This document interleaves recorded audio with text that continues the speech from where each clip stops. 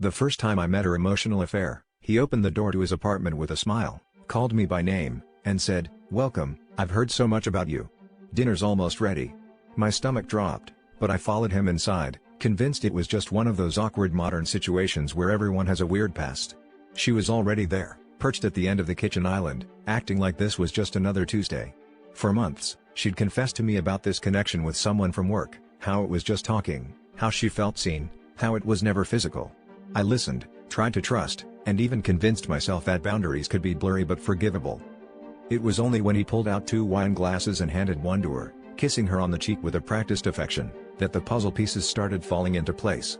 I felt like I'd walked into a play where I was the only one who hadn't read the script.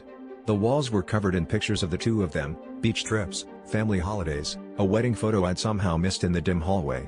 I stood there, gripping my glass, trying to breathe while they exchanged glances over my head. She never looked directly at me, just kept talking about work, about the weather, about anything but what was actually happening.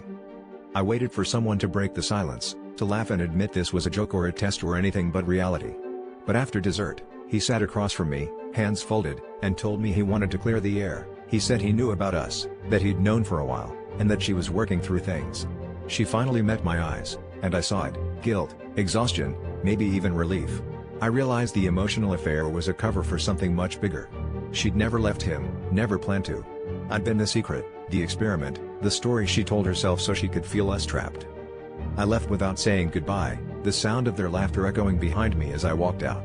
The real twist wasn't just the double life or the betrayal, it was how much of myself I'd lost trying to be the understanding one, the patient one, the one who believed love was enough.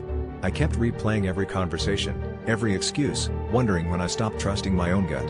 In the end, the biggest betrayal was realizing I'd ignored every sign because I wanted the fantasy more than the truth.